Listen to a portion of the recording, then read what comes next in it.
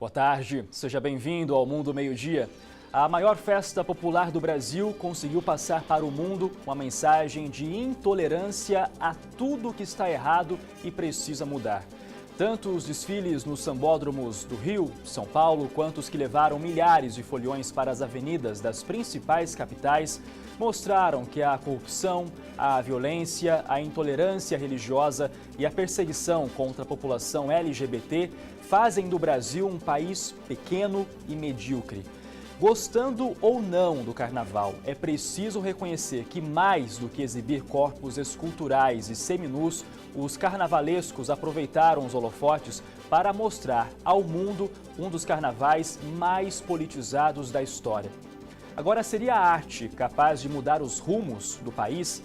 Pergunta que deve ser respondida por cada um dos cerca de 144 milhões de eleitores que vão às urnas no dia 7 de outubro. E veja o que é notícia no mundo nesta quarta-feira de cinzas. Frio intenso pode ter provocado a queda de avião na Rússia. A hipótese mais provável, segundo os investigadores, é que os sensores de velocidade da aeronave congelaram porque o sistema de calefação estaria desligado. Susto a bordo, turbina danificada obriga a aeronave a fazer pouso de emergência nos Estados Unidos. Agência de inteligência alerta para possível interferência da Rússia nas eleições legislativas americanas. E o amor está no ar. Estados Unidos celebram hoje o Dia dos Namorados. As notícias que movimentam o mundo a partir de agora.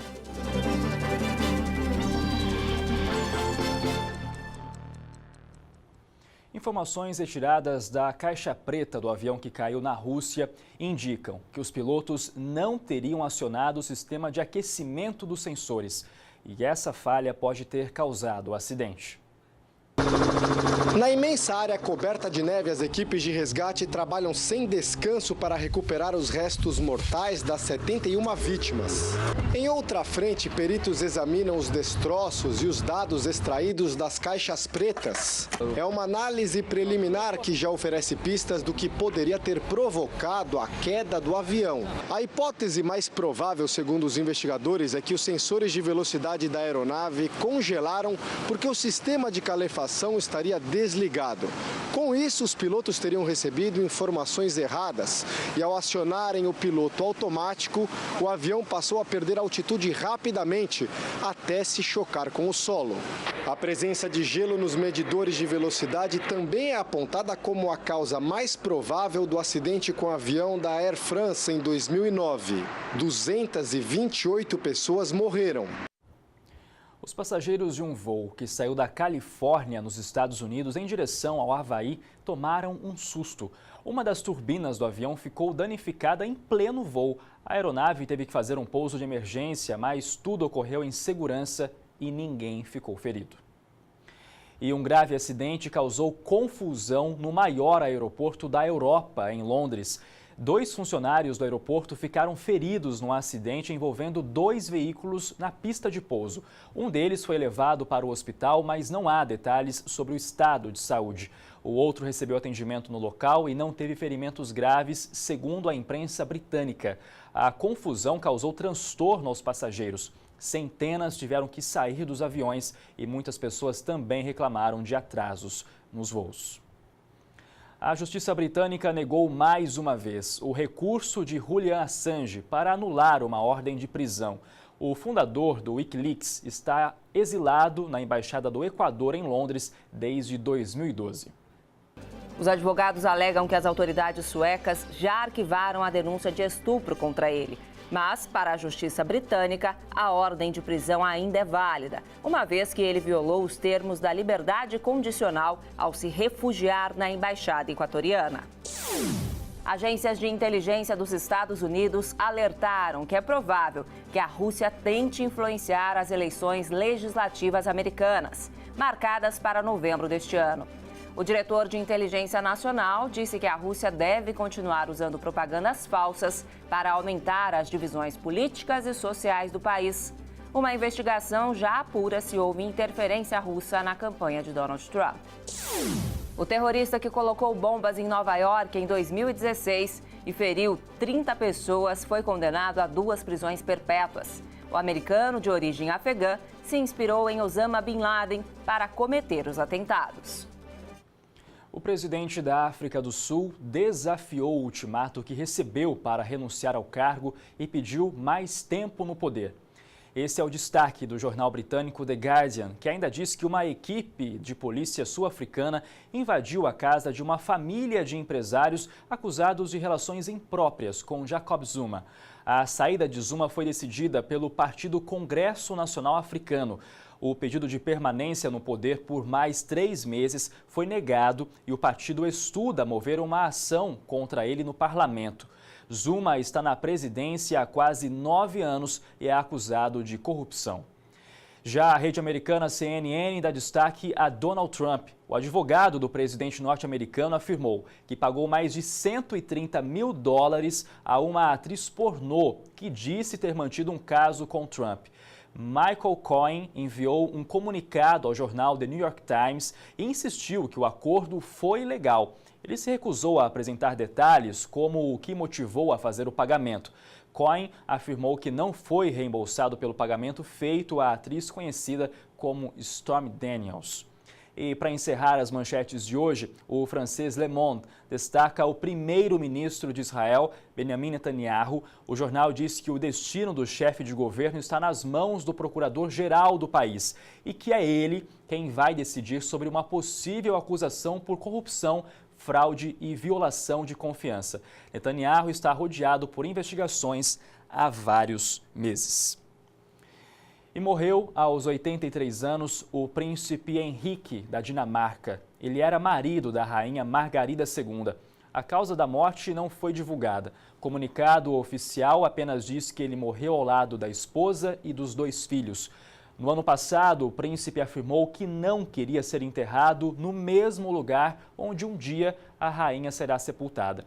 Ele alegou que não tem o mesmo título e nenhuma relação de igualdade com a esposa em vida e que não quer ter isso depois da morte. O príncipe nunca escondeu sua insatisfação por não ter o título de rei. Ele ficou casado com a rainha durante 51 anos. E o príncipe Harry quase foi mordido por um pônei durante uma visita à Escócia. Ele e a noiva Meghan Markle estão viajando por países do Reino Unido como preparativo para o casamento, que acontece em maio, na cerimônia mais esperada do ano. Há poucos meses do casamento, o casal foi recebido por uma multidão na chegada ao castelo de Edimburgo. Durante a recepção, o príncipe quase levou uma mordida de um pônei, mascote dos fuzileiros navais. Em homenagem aos escoceses, Meghan usou um casaco em tartan, o tradicional tecido de lã com padrão xadrez. A atriz norte-americana, de 36 anos, já virou um ícone da moda e teve várias de suas roupas esgotadas em lojas de todo o mundo. O príncipe Harry, quinto na linha de sucessão ao trono britânico, se casa com Meghan no dia 19 de maio. A cerimônia vai começar ao meio-dia e acontece na pequena cidade de Windsor, a cerca de 40 quilômetros de Londres. O local já virou atração turística mesmo antes do casamento. A imprensa internacional ainda afirma que o cantor britânico Ed Sheeran, sucesso no mundo todo com músicas românticas, deve se apresentar na festa de casamento do casal. O príncipe, inclusive, teria feito o convite ao cantor pessoalmente.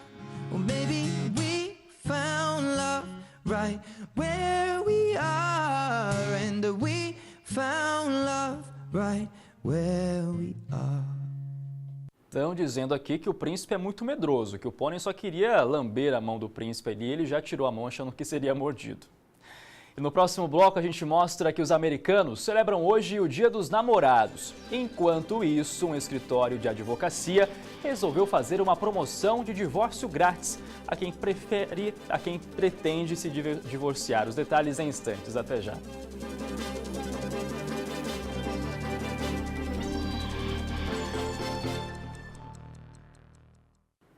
Muito bem, meio-dia e 14 minutos. A gente falou há pouco aqui no Mundo Meio-Dia sobre um acidente no aeroporto de Londres envolvendo 2 veículos em uma das pistas e acaba de chegar a informação de que um dos funcionários que havia sido socorrido acabou morrendo nesse acidente. Enfim, informação atualizada para você aqui no Mundo Meio-Dia. E vamos agora fazer aquela nossa viagem pelo mundo. As imagens são oferecidas pelo serviço de streaming Earthcam. E hoje a nossa janela começa mostrando para você imagens dos Estados Unidos. Você já vê aí na sua tela a cidade de South Bend, no estado de Indiana. A câmera está localizada no topo da Universidade de Notre Dame, uma das mais prestigiadas do mundo. Ela que foi fundada em 1842 e hoje atende mais de 12 mil estudantes de mais de 100 países. Agora são 9 horas e 15 minutos e faz frio na cidade, dá para perceber aí pela neve, né? Nesse momento a temperatura é de 2 graus abaixo de zero. E agora nós vamos para a praia. Você vê imagens de Praia Grande, na Costa Rica. Esse que é um dos maiores locais de ninhos e tartarugas e também é um destino muito popular para quem pretende surfar ou só curtir belas paisagens naturais. Agora são 8 horas e 16 minutos e o dia já começa quente, ensolarado. Nesse momento a temperatura aí é de 29 graus. E para terminar o nosso giro de câmeras pelo mundo, vamos lá para a Tanzânia. Você vê imagens do coração da cidade de Moshi. Agora já está terminando a tarde na Tanzânia, quase comecinho de noite. Agora são 5h16 e faz calor por lá, temperatura de 32 graus. Muito bem, vamos voltar aqui para o Brasil, para solo brasileiro. Os americanos comemoram hoje o Dia dos Namorados. E a nossa correspondente na Flórida, Tina Roma, conta como a data está sendo celebrada por lá. Olá para todos vocês aí no Brasil e hoje realmente é uma data muito especial. O Dia dos Namorados é comemorado aí no Brasil em junho, mas aqui não, viu? Aqui em fevereiro, dia 14, hoje, exatamente hoje, os americanos acordaram mais românticos, né? E o comércio americano acordou comemorando, porque essa é uma data também bastante lucrativa. Olha aí. Flores, chocolate, cartões, lingerie. Tem até hambúrguer recheado com anel de diamantes. Não faltam ideias para transformar o Dia dos Namorados em uma data especial e inesquecível. E neste ano, o Cupido flechou mais uma vez as carteiras. Em média, para o Dia dos Namorados deste ano, o americano acrescentou cerca de R$ 430 no cartão de crédito, 5% a mais que no ano passado. Esse é um dia muito romântico e muito lucrativo para o comércio. E para este casal, a data é ainda mais especial. Esses 2 simpáticos vovós estão comemorando 39 anos de muito amor. Foi exatamente no Dia dos Namorados que eles se conheceram. E para celebrar, o Sr. Ron dá um presente especial para a amada. E a senhora Donna agradece. Esta caixa de chocolate tem muita história para contar. Vamos voltar lá em 1979, quando o Sr. Ron era vendedor de seguros. Ele bateu na porta da senhora Donna para oferecer o serviço e pronto, foi amor à primeira vista. Ela conta que quando deu de cara com ele, estava de roupão. Estava sexy. Danadinha, vovó, hein? E ele pergunta o que ela estava calçando. Grandes chinelos de pássaros, brinca a vovó.